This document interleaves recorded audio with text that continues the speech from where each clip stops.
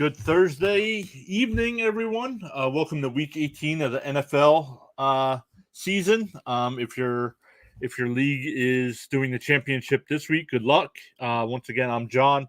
Once joined with me is Sean. Sean, how are you? I'm good, John. How are you? Good. Just getting some things figured out here on our stream. There we go. Crazy. This week we don't have any Thursday games, but still wanted to do a quick stream just to go over some of the matchups this week and some of the playoff scenarios, and maybe start talking about NFL's Black Monday. We got that coming up. But the two Saturday games this week are Kansas City and Denver, and Dallas and Philadelphia. What are your thoughts on those games? I think it's going to do is with the win on. If the Chiefs win on Saturday night, they'll be able to start putting some pressure. Well, won't be able to, but they'll be able to put pressure on the Titans for Sunday's game. That'll be a big game on Sunday. That I know the Titans got beat up pretty badly the last time those two teams played up. So if the Chiefs win on Saturday, they'll be watching the Sunday game to see if they know if they have a chance for the 1 seed, or if this could be the first time in Patrick Mahomes' career that he might not have all home games in the playoffs if they end up playing in the championship against Tennessee, which would be a first for his career. But other than that, the Saturday night Eagles-Dallas game is kind of not meaningful as much. The only thing that could matter is if Dallas were to win, and if Buccaneers lose and the Rams lose, then that would only way it would change seeding. But besides that, the seeding for that game is pretty much they're set in stone almost. Yeah, I wasn't too sure. I believe Philadelphia did clinch a playoff spot, right? Yeah. Yeah. So I mean, they're really not. I guess it is just seedings in the out there, because I know Green Bay got the number 1 seed, so everything runs through Lambeau, but that's been happening lately anyway, and Green Bay's been losing at home anyway in the championship game, so who knows what's going to happen there. Yeah, it could be I think the 4th straight year that the NFC Championship game could be in Green Bay, and Green Bay still isn't going to be in the title game if they lose again. Yeah, which is crazy. So, yeah, absolutely. But then we have going into Sunday, we have all kinds of games. I know in the AFC, the number 1 seed is still available. And if Tennessee wins, Tennessee will get that number 1 seed. But with a loss, I mean, they're playing Houston, so you never know. Houston has been playing better. They won 2 out of 3. But I expect Tennessee to win that game. But let's just go in order here. We got Cincinnati and Cleveland. What do you think of this matchup here? It'd be interesting to see what kind of gameplay Cincinnati plays. Knowing that they got the division locked up and that they're not going to be able to jump seeding really much, I think they can only either get, I think, the 2 or the 3 or the 4 seed. So it'd be interesting to see how much the starters are in and how long the starters are in. Just because do they risk possibly, Joe Burrow getting hit and injured for the wild card weekend, or Jamar Chase or something? Do you risk the injury possibly if you have a lead in this game, or do they even play the starters after like the first, second quarter and just put backups in? Because maybe treat it like a preseason game. Yeah, because them being on the road, it's not like they're playing at home with the home fans and having to play in front of the home team or home fans like that. So it'd be interesting to see with that. With the Cleveland side, Cleveland has a lot to prove. They were kind of a letdown. They started the season, I think, 3-1 this year, and then they got hit with all the COVID cases, running backs injured, Baker Mayfield injured, Odell Beckham saga. So they went on that and missed the playoffs. So it's kind of a letdown year after last year being a few minutes away from an AFC championship matchup with the Bills, to this year missing the playoffs. And who knows what's going to happen with that franchise with the offseason, with what players are there and who's traded or released. Right, and like you said when we were talking off screen, you said something about maybe them not bringing back the head coach. So it'll be interesting to see what they do there. Yeah, I haven't been paying close attention, so I don't know if there's a rift between Stefanski and Baker or not. But um, it'll be interesting to see. I mean, if they fire the head coach, I would assume they'd probably try to get a long-term deal with Baker done then. Yeah, I saw that Baker's not happy because he's not happy with the way play calling is done. So I don't know if the offensive coordinator is the one doing the play calling for him, or who does more play calling, if the head coach relays it over more to the offensive coordinator. How I'm not sure how Cleveland works with all that, but I know he's not happy with how play calling is done. So I'm not sure if he means in general with offense, or how they're operating with the offense, or if it's more in just a whole way the whole team is not operating good enough the way that they should be performing with the star players they have. Yeah, agreed. Um, I mean, Cleveland's got a good running game. They need some help at wide receiver. Um, so it'll be interesting to see what direction they go in the offseason. But then we got Chicago heading into Minnesota to play your Vikings. Um, honestly, what are you thinking here? I don't know if he was going to start or not, but Justin Fields was placed on the COVID list. But as a Vikings fan, what are your thoughts on Zimmer and what direction? I don't know. Have they been officially eliminated from the playoffs? Yeah, they're done. But no, I want to believe this is the last game for Zimmer at home in Minnesota. It also, I kind of think that this could be even the last game for Kirk Cousins, truthfully. I think that there could be some changes, major changes coming his way. And there's a lot of teams that have the cap space that could afford his contract, and free agency that's out there that they could possibly pick up could change the way the offense is operated.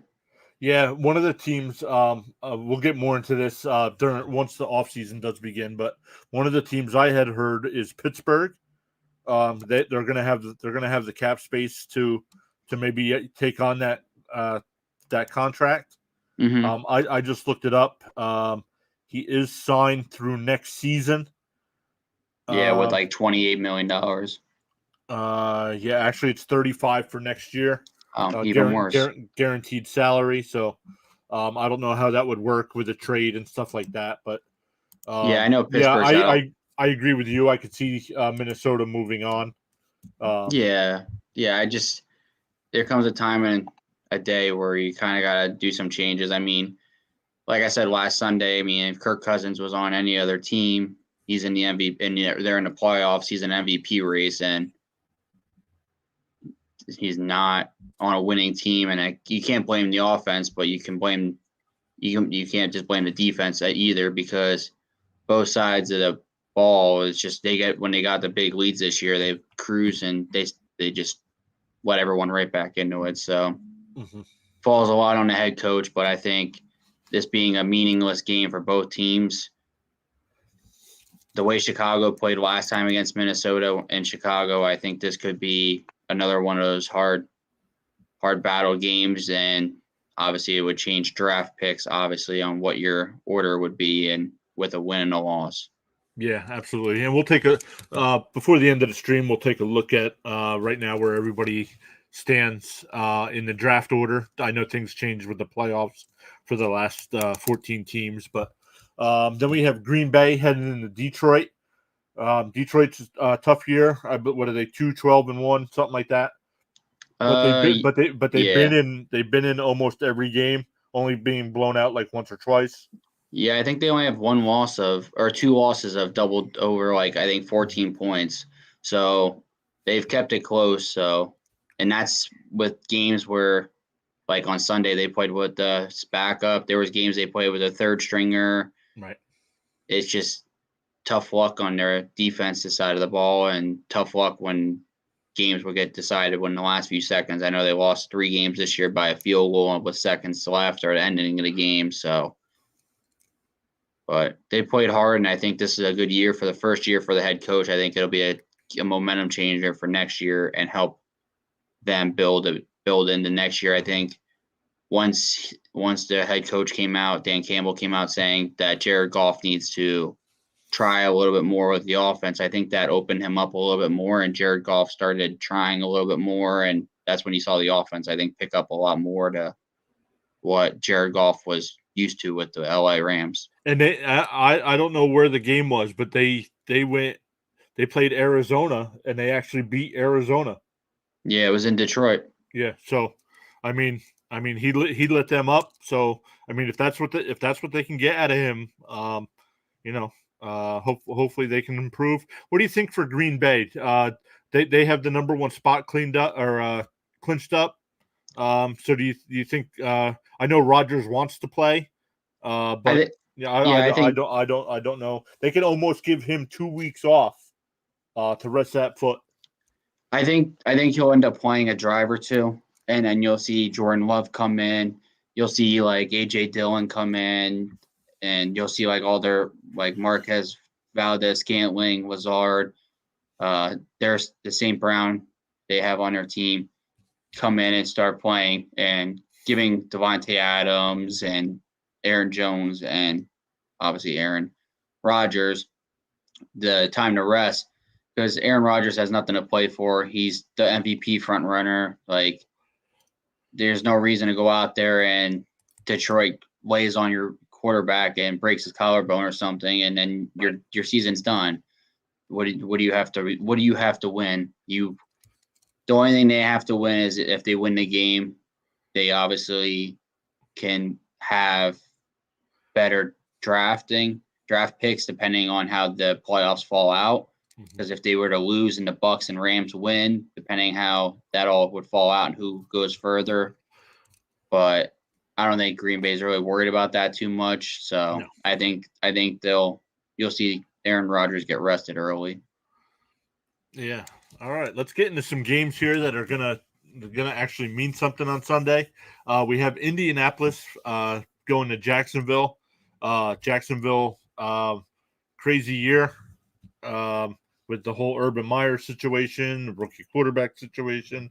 Now I know Indianapolis has lost 6 straight times in Jacksonville. I don't expect them to lose this week, but that's why you play the games. Yeah, I mean, no one expected Jacksonville to upset Buffalo earlier in the year either, so it's possible. It's not doubtful, but it's possible that Indy does go in there and they lose, but I'm not sure if Trevor Lawrence is going to be able to play with that defense. So I think Indianapolis honestly will be able to cruise, and by halftime, third quarter, be almost probably put backups in almost and just rest their starters and not have to worry about injuries either. Yeah. Yeah. But then we have Pittsburgh heading into Baltimore. I know both teams have a chance, depending on how some of the other games go. I know Baltimore, Lamar Jackson still hasn't been practicing. He probably won't play this week. But this used to be one of the marquee matchups for the NFL every year. And it seemed, both teams are still pretty good, but it's not looked upon as one of the big matchups for the league anymore. Yeah, I know Baltimore came out and they said for their legend of the game to start the game and all that, they said they're going to bring Terrell Suggs out because of the Steeler rivalry and everything, and him playing many years there in Baltimore. So this is being Big Ben's probable last game in Pittsburgh. Well, it'll be Baltimore. Well, I meant in Pittsburgh, Jersey. Oh, gotcha. Sorry. But both teams almost have a 0% chance to make the playoffs. It's going to need you'll need a lot of luck to go your way for either of these teams to make it. But honestly, the Steelers, they have some players going on COVID protocol. You got the Ravens who have everybody on injured reserves. Today, they put their 25th player on IR for the rest of the year. So it's crazy to think that a team like that is competing with that many IR players. But if they were to not go for 2 against Pittsburgh and Green Bay, what those 2 games could have been they already might be locked in the playoffs and Right. could be battling. They could have been division winners and not have to worry about this weekend with Lamar Jackson out. So honestly, at the end of the day, I think it comes down to Harbaugh. If Harbaugh's the reasoning on why they may or may not make the playoffs. Right. And I just looked it up. Baltimore clinches a playoff berth with a win, a Chargers loss, Colts loss, and for some reason, even though they're eliminated, a Miami loss. I don't understand that, but that's weird. Yeah, it's just Pittsburgh can get a playoff berth with a win, an Indianapolis loss, and as long as the Chargers-Raiders game doesn't end in a tie. Yeah, so that's a possibility there. Yeah, it's more reasonable for them. Mm-hmm. But the first thing first comes down to it is Indianapolis wins. It's over for both teams anyways. Right. So right, exactly. And if Indianapolis wins, then the Sunday Night Football game odds change completely on who needs to win that game. And so it'll be interesting watching that game at 1:00 and seeing on who comes out with that. Yeah, let's see here. What do we have next? We have the Washington. Oh no, we have the Tennessee Titans and the Houston Texans. I have not heard anything about Derrick Henry. I know there was a possibility that he could be back for the playoffs. Does he need to be activated by a certain date for that to happen? I think they have until Thursday or until Friday or Saturday, I think it has to be up to 24 hours before game time. I think he has to be activated. Okay. So 1 p.m. Saturday. Do Tennessee want to risk him coming back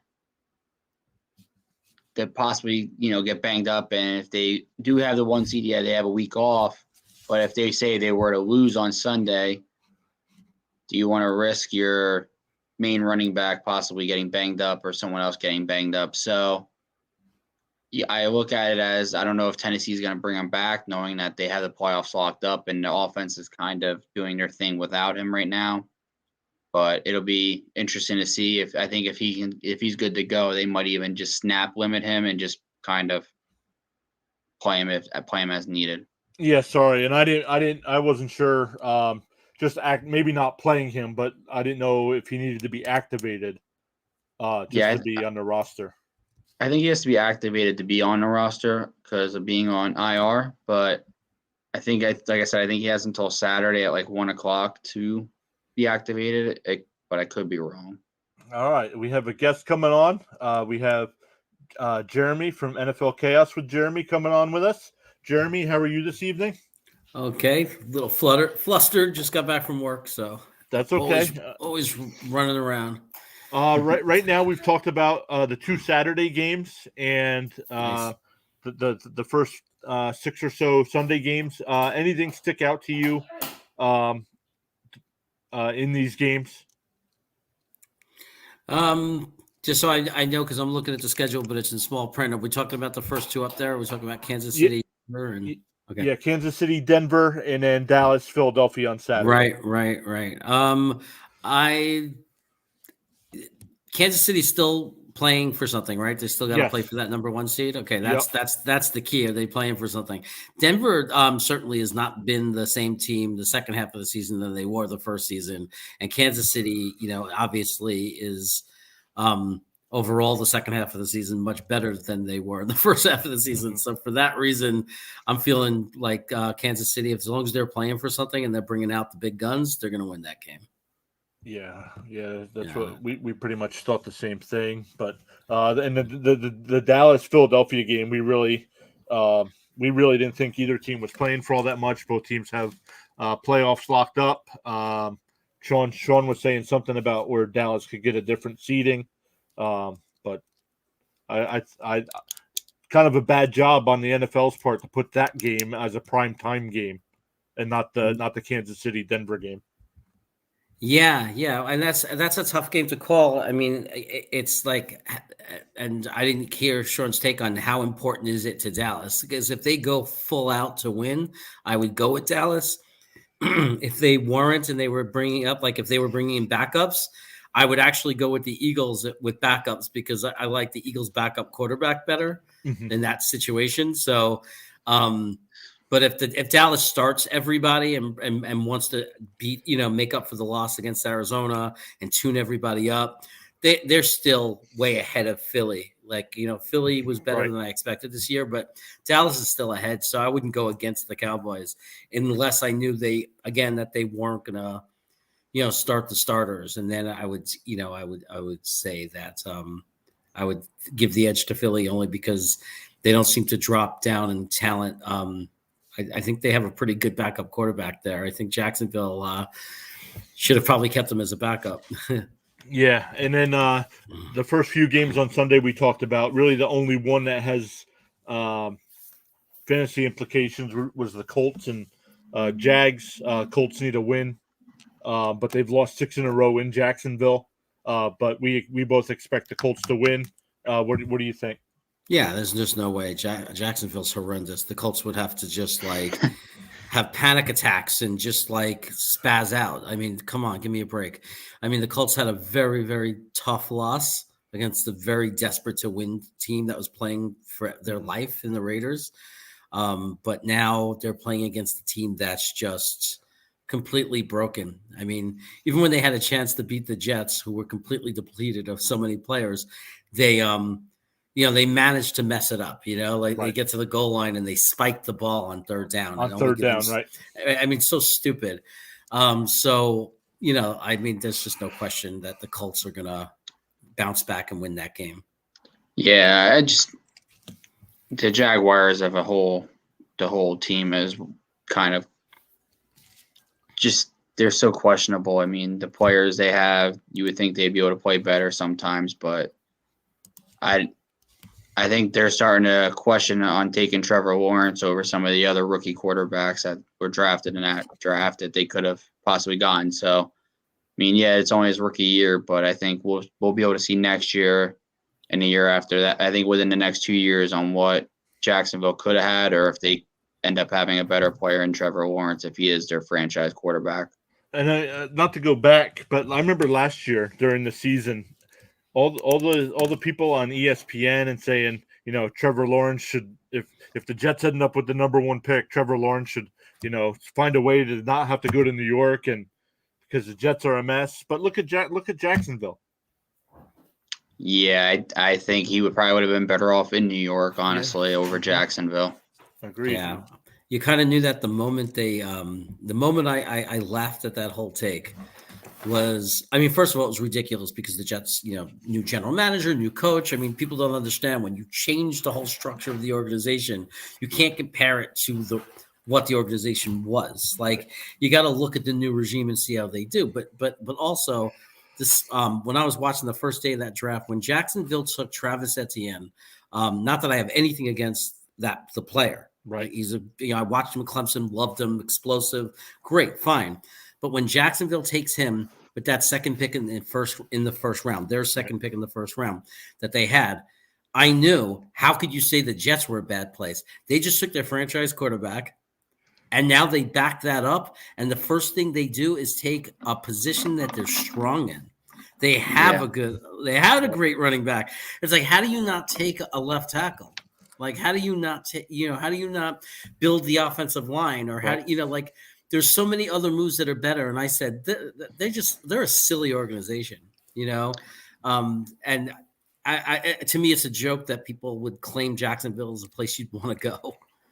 Well, look what the Jets did after taking Zach Wilson. They trade up and take Elijah Vera-Tucker, the offensive guard, and start building up the line, and then they take a wide receiver at the top of the second round to give him a weapon. Yeah. Yeah. So, I don't know. I mean, it's Jacksonville. I mean, other than that fluke year that they made it to the AFC Championship game, it'll never be different. Can you imagine that year if they would end up being in a Super Bowl? Imagine Jacksonville being in a Super Bowl and then they're like the worst franchise in history. It'd be like watching the Vikings in the Super Bowl. Exactly. It'll never happen. Oh man. Yeah, Jacksonville was better in their expansion years with Tom Right. Coughlin. You know, like as an expansion team, they were better than this team. Yeah, it's just So I Jacksonville is so questionable. I think this offseason you'll see a lot of free agents. I think Jacksonville throw a lot of money towards free agency this year. Yeah, it'll be interesting to see what they do. But let's get back to the schedule here. We finished up with Tennessee and Houston. Then another game here with really nothing going on is Washington football team against the New York Giants. Hopefully it's the last week of the Washington football team and we finally get a name. But yeah, any thoughts on this one, guys? Sean, you're laughing. It might be the biggest joke of it last weekend for those two teams, two organizations that just can't get anything going or get out of their own way. It's just there's nothing positive come out of it. I mean, the Giants want to keep their coach and a quarterback that clearly hasn't done anything in all the years they've been there. They signed all these free agencies in the offseason, and they're all injury-prone guys, and they proved this year that they were injury-prone as well. So they got so many players locked up on that team that are so overpaid and injured that I don't even know what's going to come about. I mean, I think for the Giants, and the first thing in the offseason is figure out what they're going to do with Saquon Barkley. I think that's the biggest thing. Are they going to keep him in fifth year, or are you going to let free agency and let him go? I know he likes playing in New York because it's close to his hometown and all that. Mm-hmm. But at this time, you almost got to get out of there when you can possibly go behind an offensive line that could build around you or want to build around you. Because when you draft a guy like Saquon Barkley and you waste every draft pick on everyone else, and it's kind of a waste. Yeah, agreed. It'll be interesting to see what Washington does at their quarterback position in the offseason. If they think Heineke's the guy, or what direction they go in there. But then we have Carolina going into Tampa Bay. Carolina, after starting off hot, had a horrendous year. I believe they've lost 6 in a row, something like that. So I'm hoping Tampa Bay comes up with a win this week. Guys, any thoughts on this game?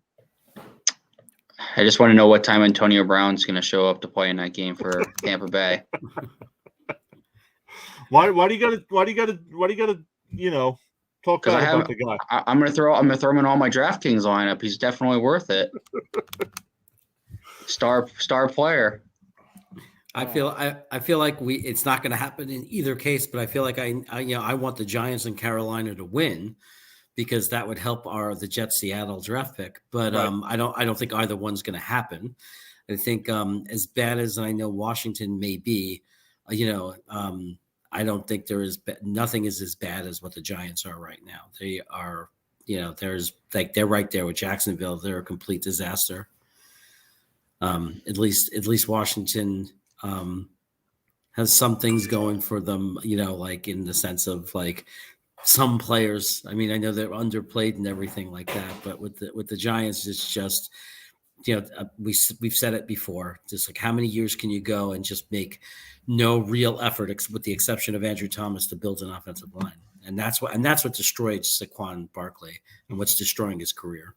Yeah, and with Carolina, I think I don't think there's much to prove in this game. I mean, they got a lot of players that are going to be free agencies at the end of the year, and a lot of people that they got to decide, are they going to move on from? What are they going to do? So I think that'll be a decision-making there. For Tampa Bay, I mean, pretty much just turn the knobs and fine-tune and get ready for Wild Card Weekend.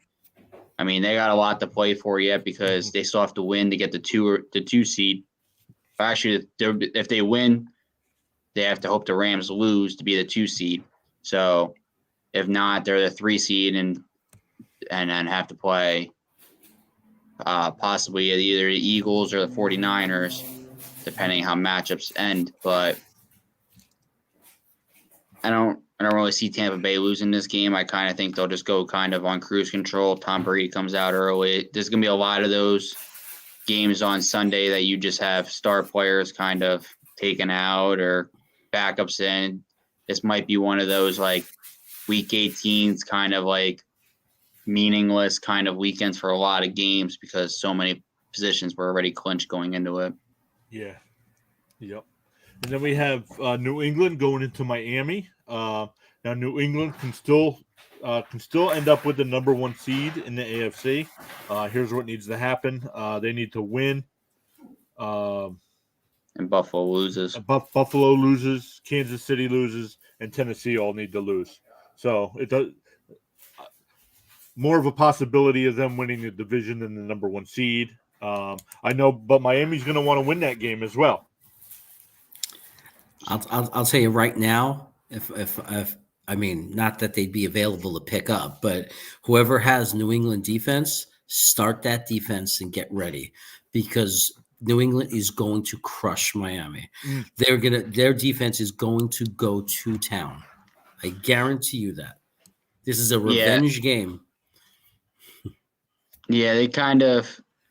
You saw it last week when they played Jacksonville. They kind of had their starters already going out in the third quarter already of that game, and they still kept running. The score kept going up just on playing backup. So look at it as Patriots have a lot to win, but they also have a lot to lose too. So just have to see. But I think the Patriots, depending on how the first half goes, if they get a lead and all that, I think then you'll start seeing them kind of start resting people as well. Bill Belichick isn't going to want to risk getting anyone injured if they already clinched the playoffs. And if Buffalo is up big against New York, there's kind of no need to have your guys in getting injured.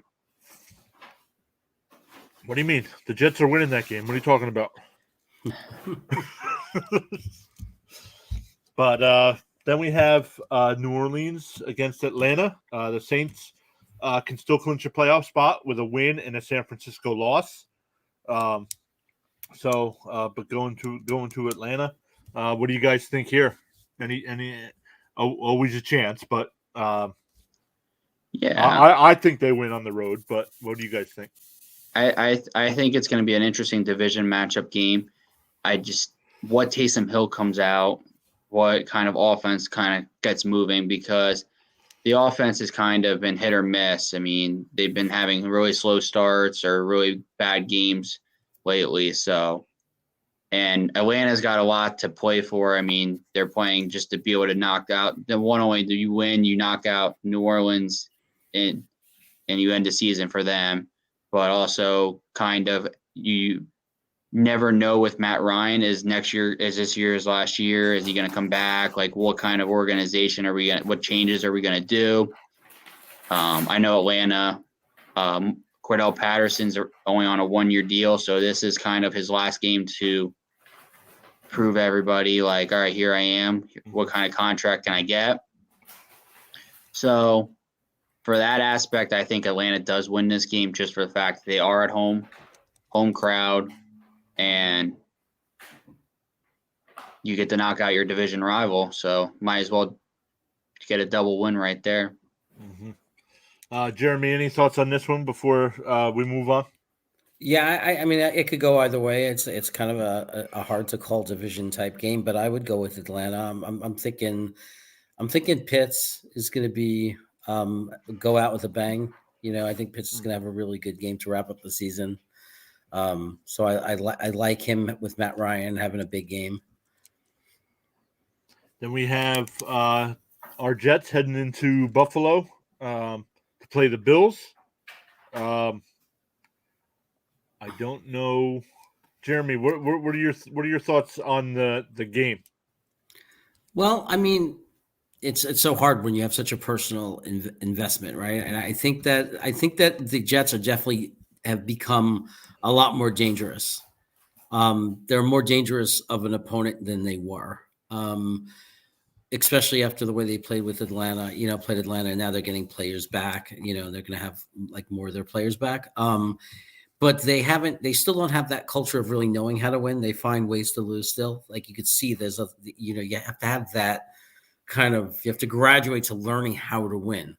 I think it's dangerous. I don't think it's impossible. I don't think it would be the biggest upset in the world, not like Jacksonville beating Buffalo. But honestly, I mean, I expect Buffalo to win. Really, what I'm rooting for as a Jets fan is that the Jets just stay competitive. I just want them to, do what they did to Tampa Bay, like play competitive. And I'd be happy to end the season that way. Our rookie quarterback plays well. We're competitive. We lose to a better team. I have no problem with that. But I would, I think that people who are on the outside don't follow it, just look at box scores and scores that are really not intricate, don't realize that the Jets are dangerous. Like the Bills better not sleep on this because it'll be a trap game if they do. It almost was for Tampa. Right, and Buffalo does win the division with a win, so I do expect that. But Buffalo cannot get the number 1 seed, so that's kind of weird. They lost too many bad games. That's why Buffalo. I mean, I don't think Buffalo played to want to have the 1 seed this year, honestly. Then we have Seattle heading into Arizona. Arizona can clinch the NFC West with a win and a Rams loss. I want Arizona to win because we have Seattle's first round pick. But I don't know. Well, any chance this is Russell Wilson's last game in Seattle as well? Absolutely. He does not come back again next year. Seattle has proven it since he came into the league in 2012. They can't protect him. He's the most sacked quarterback in the league every year. It probably would have went the same this year if he didn't get injured for the 7-8 weeks he was out. So I just think it's time that they cut their losses and probably I honestly could see Seattle drafting up in the draft this year, possibly even trading like Russell Wilson, maybe even like to the Giants or something, and getting like the draft pick and drafting a quarterback. I see something like that happening. I don't think you see Russell Wilson back in Seattle next year. But for Arizona to win this game, I don't think it's no doubter. I think if they win this game and they put the pressure on the Rams, and the Niners blew out the Rams early this year in San Francisco. And the Niners have to win to get the division or to get the playoff spot. So with a win, you're in kind of deal for the Niners. I think they have a lot to prove. And not only that, but this could end up being a wild card matchup again. So you could end up having back-to-back weeks that the Niners and Rams could even play each other, depending on how other games turn out. Right. Yeah. Jeremy, any thoughts on either Seattle and Arizona and San Francisco, LA? Yeah. I mean, again, I'm leaning obviously towards Arizona. I think they're the better team. That's clear. There's a lot of bad things going on in Seattle, and I agree. If they weren't planning on trading him, or if he wanted to stay, they would have changed the narrative by now. They would have came out and said it, and the silence is very loud. So that's an issue. And they even the wins they've been getting are against easier teams. They haven't impressed me against any real competition. Arizona just beat Dallas. So I'm going to go with that. I got to roll with the Cardinals. I think the Rams San Francisco is going to be a very interesting game. That's really, really tough one to call. Obviously, I'm going to, if you put a gun to my head, I'm going to say Rams because they're on a winning streak. Things are going their way and they're rolling. But I think it's going to be a hell of a game. I think San Francisco's going to matches up and I really think it's going to be a tight game, and it's a hard one to call. San Francisco wins that game. I am not at all surprised. Yeah, and I said to John earlier, with the Cooper Kupp records possibly in the making, if he pulls off the same stats as he did earlier this year, he had 11 receptions, which he needs for the record.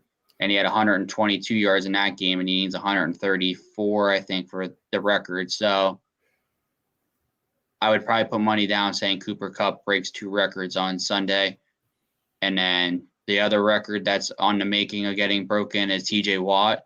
Me and John were talking earlier, and we said TJ Watt could break the record in 14 games. He hasn't even played a full season, and he could break a record that someone set in a 16 game year. So TJ Watt, I think, is obviously the best Watt brother. Yep. So it's just crazy to sit here and think you could sit here and think that a 14 game season for him and missing 3 weeks, and he could set the record and average almost 2 sacks, a little under 2 sacks a game almost. Yeah, I mean, that's incredible. He's definitely fun. If you like defense, he's definitely Watt's definitely a fun player to watch on defense because he can dominate a game at any time. Yeah, and to think about it, he's their franchise player for their defense, so they have to build that defense around him. And on Monday night, I was watching that game on Monday night against Cleveland. They put a rookie against TJ Watt, and Baker Mayfield, I guess, after the game said, "Why would we put a rookie against the best edge rusher in the league?" And he's right. Why would you put a rookie against him? Why wouldn't you shuffle your line around or something to have it? But that's Cleveland for you, and they have no idea what they're doing. And then the last game of the regular season, we have the Chargers and Raiders.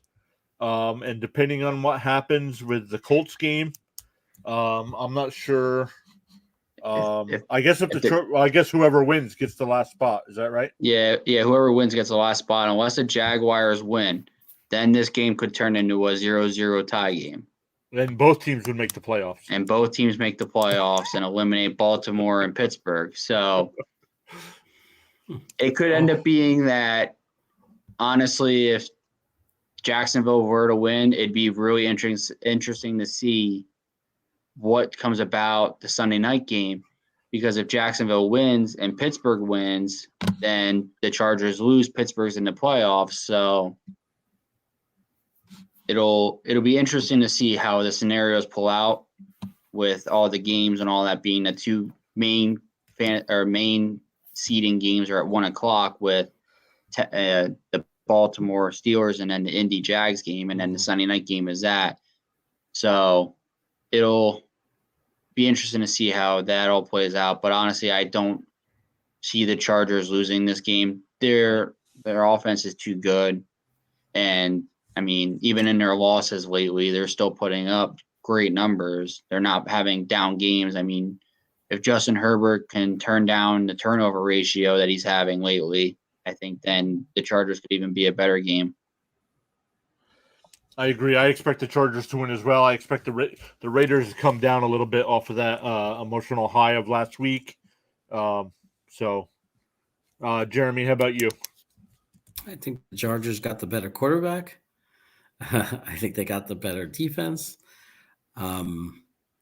So, I don't know why they don't have a better record than they do. They seem to have these clutter games and stuff. I don't really, understand it, because I think with that quarterback, man, you should be so much better as a team because he's special. But talent wise, you just have to go with the Chargers, I think.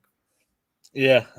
Exactly. I mean, it'll be interesting to see. I mean, I'm still going to, Sean, if you're willing to come on, I'm still going to do Thursday streams to talk about the playoffs and everything going on there. But and we could even do maybe Friday nights or even do absolutely. a Saturday afternoon before the games kick off. Absolutely. But and then go ahead. Just keep up with it throughout the playoffs. Yeah, but after the last week of the season, the NFL has what they call Black Monday, and I went through the list, and some of the guys I think not definitely get fired, but are definitely under consideration. Matt Rule in Carolina, Matt Nagy in Chicago, Vic Fangio in Denver, Cully in Houston, Joe Judge in New York, Mike Zimmer in Minnesota, and of course Jacksonville and Vegas I believe we'll be looking for new head coaches as well. Guys, anybody I missed or anybody that shouldn't be on that list?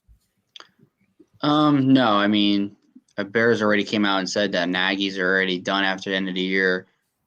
So he's already pretty much done. You figure Vegas and Jaguars already need a coach to begin with. They already said that, obviously, with everyone. So you figure already got 3 coaches on Monday already with new jobs in the making. So I think it's like every other year you probably have that 6 to 8 coaches fired on either Sunday night already or Monday afternoon. Yeah. Jeremy, what are your thoughts on possible candidates to be fired? I don't know if I have any additional ones. I think that to me, Nagy was, and I was thinking it from the beginning of the year, it was a hot seat year. As soon as they started losing, I knew I didn't even know if he was going to survive the season, to be honest. Right. And then, so I know he's gone. I believe Rule will be fired. The only thing that would protect him is he's only 2 years into a 7-year contract. Right. So, I don't know how rich that contract is or what happens, but I think a lot of owners have eaten money over coaches before because it doesn't affect salary cap or anything like that. So, he should be gone. I mean, it's a disaster in Carolina. It's like, and they made a big mistake, and so those are the two that I really see as I think the one that you mentioned that I think has the best chance of keeping his job, that might have a shot at keeping his job unless something's come out otherwise. I've been paying attention is Joe Judge, because I think a lot of the vile and anger in that fan base and everything, and just it's been about Gettleman. He's the one that people really have been just calling for his head for so long, and I think it's his ends. The problem is for Joe Judge. His problem is, do they do the same mistake the Jets make? Like you fire a GM, and now you're going to go out and try to find a GM and say, "Here's your coach." It's not a good way to go and look and get a top candidate for GM, right? So they might have to fire Joe Judge just because they're going to fire the GM, but I don't think that's what the organization really wants to do. But I think they might have to. Yeah. But I think, you know what I mean? Because I honestly don't put him in the category of Nagy and Matt Rule. I don't. I think that Joe Judge has been dealt a very, very bad deck, very bad hand. I mean, and he might even be a guy that gets another chance. And even when they hired him, he kind of came out of nowhere. Like he wasn't on anybody's radar, and then the Giants are hiring him all of a sudden. So it was kind of weird. Yeah, and at that time, the old Cowboys coach was still available too.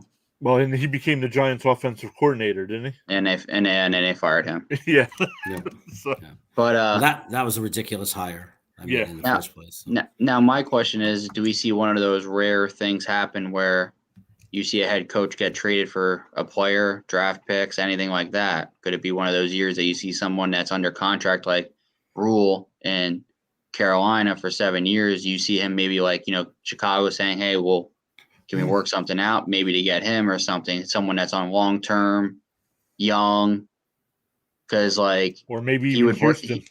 Because I feel like the Carolina coach would work good in Chicago with Justin Fields because he played with a mobile quarterback in college at Baylor and all that. So it's like, could you see maybe something like that even happening up until the draft? Maybe like not a coach getting fired, but traded. I think the last coach to get traded was Bill Belichick in the 80s or something, or 90s. When the Jets traded him to New England. I could be wrong on that, but I think Belichick was the last coach to be traded. Yeah. What do you think about Chicago going after Joe Brady? Well, he was the offensive coordinator that got fired in Carolina. A lot of people feel that Matt Rule scapegoated him, and that Rule was the problem. That Joe Brady is the quarterback and the offensive genius, and that he's really the one. Not that he has done anything to deserve that. From the beginning, I said, "Are you kidding me?" Because college football for 1 year with a great college quarterback doesn't prove anything. The same way Adam Gase. Because he was with Peyton Manning, that doesn't prove anything. Peyton Manning is a coach on the field playing the game, right? So, So I'm not suggesting they should go after Brady. I'm just wondering if they're a team that bought into the hype of Joe Brady. Right. Maybe. Yeah. Yeah. That's a good possibility. And another question comes in too. It's like, do you think teams are going to start going with young coaches, kind of like Arizona, Eagles, and even with Green Bay, 3 young coaches all being successful in the first few years of their career and building their team around what they're used to within college? Because now with college, you're watching college football, 9 out of 10 teams that you watch are mobile quarterbacks, rolling around pockets, RPOs, that sort of thing. So now that the offense is going towards that sort of thing, do we see more younger coaches coming from college and getting more chances in the NFL, and hopefully not being another Urban Meyer and like ruining that chance for them? So I wonder if you'll start seeing more of that coming about, where young coaches come in to the NFL after only coaching maybe a year or 2 in college and building that trust on coaching like that. Yeah, agreed. And I look, Matt Rule's contract in Carolina was for 7 years, $62 million. So, I mean, he'll still have 5 years left, making plenty of money. So even if he's not coaching, he's going to be fine. Yeah, and if not, he'll just go back to college. Hey, Payo Time says, hey, Sean, John, and Jeremy, just stopping by while I'm at work. Thanks for stopping by. I invited him on tonight, but he said he was working. So he said he might be able to join on Sunday before his thing. Question. He's got a question. Is Cam Akers worth the risky play over Pirine this week? I don't know. I don't think. I know Akers will be active. He'll probably only get a couple carries, would be my guess. Sean, what do you think? No, don't do that. Joe Mixon's out with COVID and all that, so there's no need to want to start a guy that's going to be a backup to Sony Michel over a guy that's going to be starting on and probably running almost a whole game, because they're not going to take him out being that he's a starter. Yeah. So, and Jeremy, what are you going to do this week? Usually our Jets play at 1:00, and you and your brother live stream the afternoon games. But we get the Jets this week at 4:25. So, do you have a plan in place? We're gonna reverse it. We're gonna cover. Me and my brother will cover an early game, and then we'll I'll join Green Bean on the late game, and I can tell you one game we won't do no matter what. I'm not sure, is the Rams game the early game or the late game? No, the Rams are at 4:25 as well. Oh, okay. So that's a little bit of a bummer for me. I'm gonna because I'm busy, and I miss a lot of. I still on my phone jump into Payos just to say hello and everything. But I will. I'll enjoy my time watching Payos stuff on once the playoffs start. Exactly. Yeah, that'll be interesting to see. That I didn't watch him last. He even said 4:25 as well. But he said Akers, he had 80 yards versus the Niners on 8 carries last year, and his fandom is in the way of his fantasy team. Yeah, I still don't start Cam Akers. I just they're not going to put risk for him. I mean, you'll see him come back wild card weekend. I think if anything, you might see a few touches this game just to get him kind of game day ready. And used to contact, but I don't think you'll see him anything serious. I mean, the Rams have too much to lose if he gets injured. So I think you'll still see Sony Michel carry most of the ball that week. And I'm not sure if Darrell Henderson, is he done for the year? Is he back for playoffs? I didn't know if they said anything. And Payo saying we can all join the Ramily for the playoffs. Oh, don't worry, I'll definitely be watching. And cheering on the Rams. Yeah, I mean, I'd like to see the Rams win it. Yeah, yep. It'd honestly be great to watch someone like Matt Stafford win a Super Bowl. All the years in Detroit, and then he could possibly be winning his first playoff game next weekend in his career. So Wow. To imagine you played that long in your career and you only made the playoffs, I think, one time, and this is it. Stafford was drafted first the year Sanchez came out. Is that right? And Sanchez has been out of the league now. A couple of years? Yeah, I believe he was drafted in 2008. I want to say. I think he was first overall pick in 2008. Yeah, Hendo is out for the year with potential to return. And Stafford had his first 12-win season this year. So I know he combined 12 wins in his whole career in Detroit almost. So that was good. Man, you're funny. 2009. 2009, he said. So that's funny. One more thing before we head off. I do have from Tankathon. Once the draft order, at least the top 18 picks are set, I'm going to start doing some mock drafts like you do over on your channel there, Jeremy. But I'm just going to do first round mocks and go team by team, seeing what each team needs and stuff like that. But Jacksonville right now has the number 1 pick. They'll probably end up with the number 1 pick. What do you, Sean?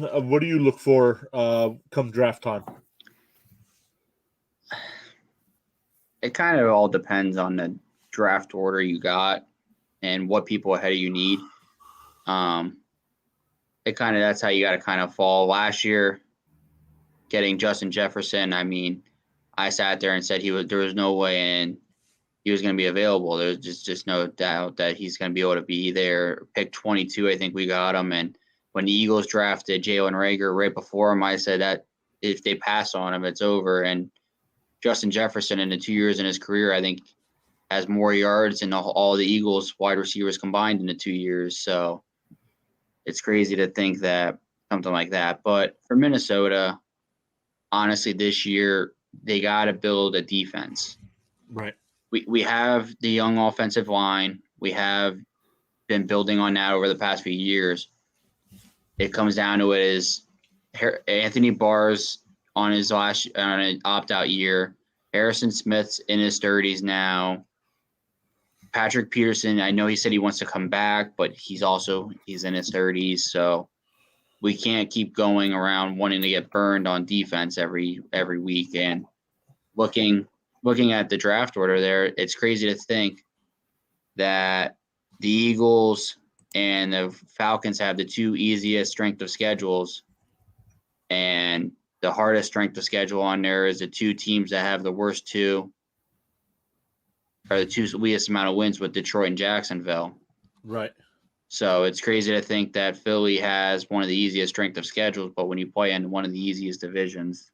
Right. Jeremy just sent a chat saying over that he's got to run. Jeremy, just give out your information so everybody knows where they can find your content. Sure. It's just NFL Chaos with Jeremy. NFL Chaos with Jeremy. And if you search for that on YouTube, you'll find it with no problem. And then you'll get all my info. You'll be able to follow all my different shows and all that good stuff. But I'll actually be on probably within the next 24 hours doing a Jets mock draft again. And I have a friend who's going to do a New York Giants draft while I do the Jets draft. We're going to do it together. Nice. So we're going to do a simulated draft for both teams. He's going to do the Giants. I'm going to do the Jets. So that'll be fun too. Nice. There you go. So thanks for joining us, and hopefully we'll see you Sunday. Okay. Thanks, guys. I'll see you Sunday morning. Yep. See ya. So Sean, I mean, that's the thing. I have this up on the screen. I tweeted this out earlier today. I put up some goals I want to go after this year. Payo Time's got another question here. As a fantasy football channel, what are your opinions on the leagues that finish the final week of the season? I personally will not join a league. I know the first year we did our dynasty league, it ended that way. But we changed that up. But it changes too much because you don't have a team built around possibility of people sitting out. Like you built to win the year, and then you could come down to it. I know the first year, I think I was without my quarterback, a running back, and something else. And it's like it changes your whole fantasy lineup because it's like you built your team around that. It's like you're not going to go pick somebody up when you have a franchise guy. So it changes a whole team. And speaking of our fantasy league, Sean, you won again this year. Congratulations, back-to-back championships. Yeah, You knocked me out in the second round. But we had a good battle this year. Last year you beat me in the championship by like a point or something. It was 1 point, and it came on Sunday Night Football with Davante Adams. And the year before that, I lost the championship by 1 point because it came down to my quarterback took like a knee or something, and it lost me a yard or something, and I lost it. So yeah, I know. We've had this league for 3 years. You've been in the championship every year, winning the last two. So going for a three-peat next year. Going for a three-peat. I'm building a dynasty over here. Yeah. No, and what's funny is no matter what trade you make, it works out. I don't understand. Comes down to thinking the future. You always got to think ahead. Yeah. So Peo, who do you guys think will be the primary number one pick next fantasy season? Taking a quick look, it's definitely going to be somebody like for me, it's going to be somebody like Henry, or depending on where Adams ends up, maybe if you're in a PPR league, maybe. Sean, who do you think will be number one? Is if Aaron Rodgers is playing, and if Aaron Rodgers is playing and Davante Adams is available, there's no doubt in my mind Davante Adams is your number one pick. Right. If Davante Adams is not playing, Aaron Rodgers is not playing in Green Bay, then I'm going to say that you probably want to draft Derrick Henry, or you want to draft Alvin Kamara, just because of the dual threat.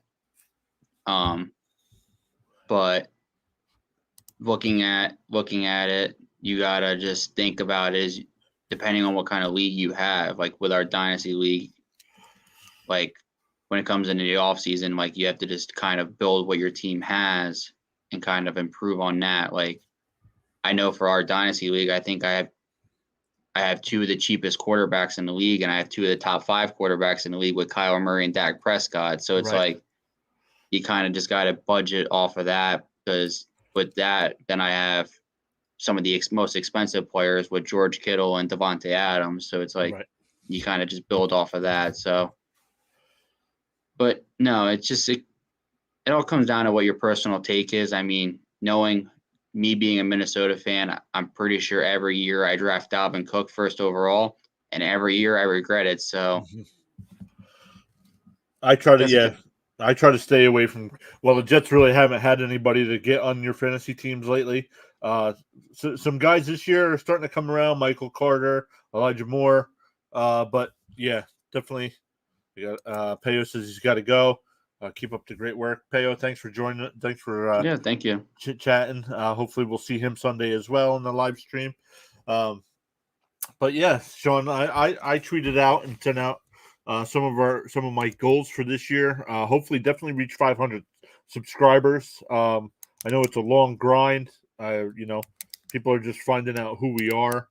I definitely want to create a lot of content this year. Between 125 and 150 videos for the year. I mean, that's 10 a month. That's a lot of content.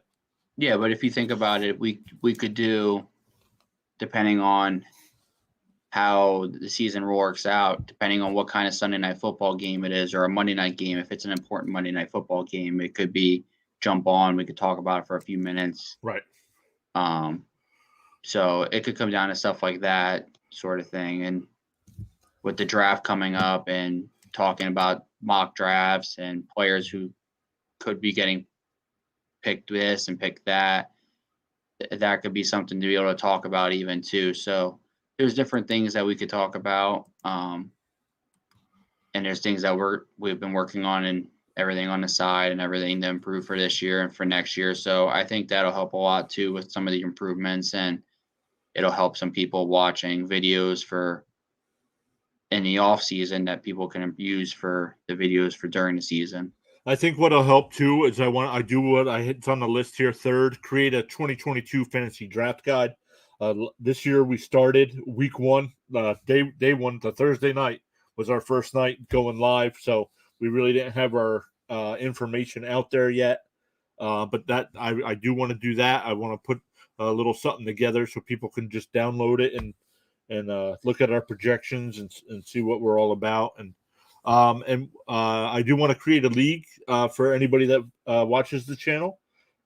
Just do a redraft league, so we're not, each year we're not worried about contracts or salaries or dynasty. I think that would be fun with some of the guys we have who join the show and who are always in the chat. He usually on Sundays we have a guy named Dirtbag in the chat. Who's always asking questions. So we're building a little channel here, and but one of my goals for next season is I want to. We do the show at 7, and we usually go till about 8:00, maybe a little bit past, like we are now. But what then what I want to do is I want to live stream during the game, not show the game, but live stream during the game. This way we can still take questions, still talk about some of the other matchups. And go ahead. Even if we did, a 10-minute stream in between the 1:00 and the 4:00 games, even for people that have the late inactives or something, there's things that, like you said, we can improve on and fix from this year to next year. I mean, we have a lot of stuff that we're going to talk about in the off season, so that's a lot of stuff that we can work on and improving. Right, and one of the things I definitely want to do, I definitely want to start making mock draft videos, whether you're with me or not. I just want to do those. I'll just do it. I'll keep it to the first round, and we'll look team by team. We'll go over what their needs are and what their cap situation is, what they might be looking to do in the off season, and then doing in the draft. But then I want to live stream during the draft as well. Once again, due to content right, we can't actually show it on screen, but definitely be interacting with other fans and seeing what's going on during the draft. Yeah, and you can even put up on the side, like, this is the draft order and this is who got picked, like, obviously. So, but it's still something that we can, like I said, we can be able to do things for next year and help people see that we enjoy talking about fantasy, even if it's the most unrelated thing to fantasy football. As long as it's fantasy football, we enjoy talking about it. I mean, me and you talk about fantasy football, and it's not even football season. Right. So, we're good at it. I mean, that's the thing. I mean, people can talk about fantasy football, like we said. You've been in our dynasty league. You've been in the championship all 3 years. You beat me last year. I was in the playoffs this year. So I mean, we know I don't want to say we know what we're doing, but we do know what we're doing. Yeah, and I mean, I like to do is I like spending my Thursday nights, Sundays all day, and even Monday nights is doing with DraftKings lineups. I like to play around with those, and I'm always asking you questions about it and everything. So, and honestly, doing that has honestly opened up more because doing that kind of stuff has made me see different players that you don't look at every day. Right. Or players like for the Lions, Amon St. Brown. I mean, or Falcons, Russell Gage. Right. You don't look at those kind of players and say like, oh, should I put them on a fantasy lineup? But like using them for DraftKings, it's like, all right, I trust him enough here. So it's like, then I can use him maybe for a fill-in for a bye week, and it kind of just opens your eyes to a different perspective on players. Yeah, so definitely maybe we'll actually add that somehow, putting together DraftKings lineups to give people next year, so they can win some money. Yeah, you could even do a couple, like a $5 lineup. We can do a league and all that, and people can join. If they could do a single week, they could play all year long. There's different things like that we could end up doing that would result in per people playing. Yeah, absolutely. And we'll definitely do once free agency starts in March. We'll definitely do some content talking about what the teams are doing. What kind of cap space all the teams have, stuff like that. So we got, like Sean said, we got plenty of content coming out. Sean, you just sent me a chat here asking if I have the playoff photo. I do still have that. Were you looking for something in particular? No, just I meant for our fantasy. For our fantasy playoffs that we're doing starting next week. Oh, I do have that. Hold on one second. Oh, I almost completely forgot. We do have that. Where is that here? Brand. I put that up on the screen. They can still hear us. But how many people are signed up now? I haven't checked in a while. The last I saw, we have 7 people. With a few people said they're going to sign up this week. Yeah. Because they waited until the playoffs were about to begin. So, but obviously the percentage of payouts, I sent you a thing the other day about if depending on how many people we have, this could be the prizes and all that. So once we get a final number, we can go out and guarantee on what we can determine people will be able to win and all that. But we at least we're trying to pay out at least the first top 3 people and possibly even doing each round, wild card, division, conference, and the Super Bowl, and even winning some money there, who has the most points in those weeks. So it shows that even the first place guy might not have the best week every week and still be able to win money. Right. Yeah. And that is a lot of fun. Last year it came down to the Super Bowl for the guy that won. So that was kind of fun. But yeah, guys, get the links down in the description for that. So if you're watching, just click on that, get signed up. We'll worry about the money once the actual NFL playoffs start, which is only about 8 days away or something like that. Yeah, next Saturday already. Yep. So Saturday, and I know at least the first week of the playoffs is Saturday, Sunday, and Monday night. Yeah, and then it goes. So we get a Monday night game. Yeah, and then we have 2 Saturday, 2 Sunday, or 3 Saturday, 3 Sunday, I believe it is. And then 2 and 2, and then okay. So only the first week of the playoffs are they doing a Monday night game? Yeah, it's only wild card weekend, and it's divisional is Saturday, Sundays only, and then obviously then up to the Super Bowl is only. And I believe the last weekend is just Sunday, and then the Super Bowl, and then Super Bowl is Super Bowl Sunday. Right. Yeah, and the last the championship weekend is like 3:00 and 6:00 or something. Or the game time. Yeah, they make it that people on the West Coast can still watch it at 1:00 out there. Yeah. So, absolutely. So, guys, if you're watching, make sure you hit that like and subscribe button. Lots of content coming out. Not only the remaining of this year, but we're going to keep going through the off season, and then next year we're going to get you prepared for your fantasy drafts. So Sean, thanks a lot for helping me out with this, and I was going to say good luck, but our season's over. Yeah, our fantasy season's over, so we start preparing for next year. Yeah, good luck to anyone that is in a Week 18 championship, and or if you do like a DraftKings lineup or something like that. I mean, good luck to people that do that kind of stuff. Yeah, and we'll be back Sunday to talk about the games on Sunday, just in case there's any injuries or COVID news, or if teams start announcing, so and so is not playing this week, so we'll keep up to date on that. Yeah, absolutely. So, guys, once again, thanks for watching, and we'll see you all Sunday. See you all Sunday.